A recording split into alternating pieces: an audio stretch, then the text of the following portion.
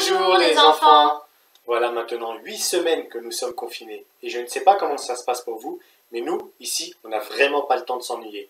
En tout cas, on est super contents de recevoir de vos nouvelles, des nouvelles de certains d'entre vous. Et pour ceux qui n'en ont pas encore donné, n'hésitez pas à contacter l'un de vos animateurs afin de donner des nouvelles et nous, on se fera un plaisir de se les partager. Oui, vraiment, ça nous a fait plaisir. Vous savez, la semaine dernière, toute l'Église a médité sur le texte de Philippiens 2. Et vous allez voir, chez les enfants comme chez les animateurs, il y a du niveau. Regardez.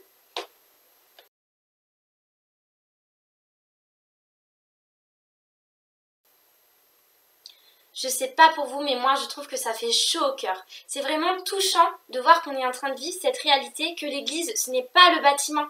Et non, l'église, c'est nous, chacun, des plus jeunes aux plus âgés. Et c'est vraiment Dieu qui nous unit.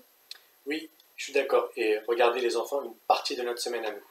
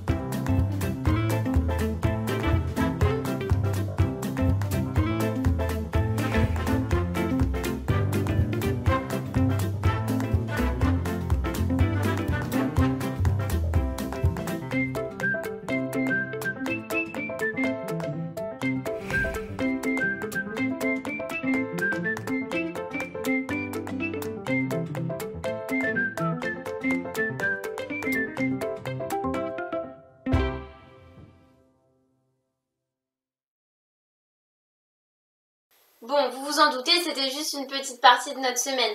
Mais en tout cas, je ne sais pas pour vous, mais moi je suis impressionnée. Franchement, André, t'es sportif, hein? On ne peut pas en dire autant d'elle. D'ailleurs, je ne t'ai pas trop vu t'y mettre. Tout de suite les grands mots. Moi je suis sûre que les enfants ont remarqué que j'ai lu un livre, une fable plus précisément, de La Fontaine, où il y a un lièvre et une tortue qui font la course. Et ça compte clairement. C'est du sport, hein. Non, plus sérieusement. Moi, je suis admirative de ton acharnement et de ta persévérance dans le sport. Tu sais, vous savez les enfants, ce n'est vraiment pas facile de s'y remettre. Il y a quelques mois, j'ai eu un accident au genou. Et il faut s'entraîner régulièrement. Ça demande beaucoup d'efforts, de la concentration, mais surtout, il ne faut pas se décourager quand on n'y arrive pas. C'est marrant que tu parles de ça parce qu'en fait, le passage qu'on va étudier aujourd'hui, c'est un passage dans lequel Paul compare la vie chrétienne à une course. Ah oui, je vois. Courir pour arriver le premier. Pas tout à fait. En fait, l'aspect sportif qui est comparé à la vie chrétienne, c'est plutôt le côté entraînement, tu vois. Parce que, écoutez bien les enfants, en fait, pour bien réussir un sport, il faut faire de gros efforts, il faut être concentré, il faut être persévérant. Et bien c'est pareil en fait dans la vie chrétienne.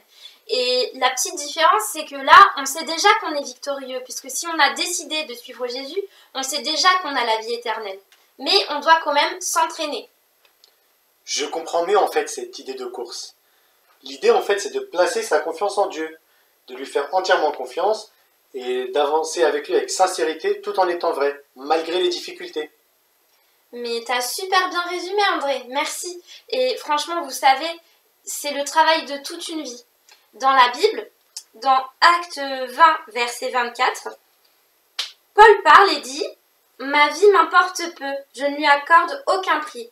Mon but, c'est d'aller jusqu'au bout de ma course et d'accomplir pleinement le service que le Seigneur m'a confié, c'est-à-dire de proclamer l'Évangile, ce message de la grâce de Dieu. » Et là, justement, Paul, il nous rappelle qu'on ne doit pas oublier le but On ne doit pas oublier le but de notre course, c'est-à-dire le but de notre vie chrétienne, qui est d'annoncer autour de nous Jésus, c'est-à-dire parler de lui autour de nous.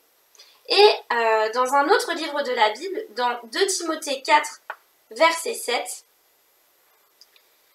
c'est toujours Paul qui parle et il est à la fin de sa vie. Et il dit, j'ai combattu le bon combat, j'ai achevé ma course, j'ai gardé la foi.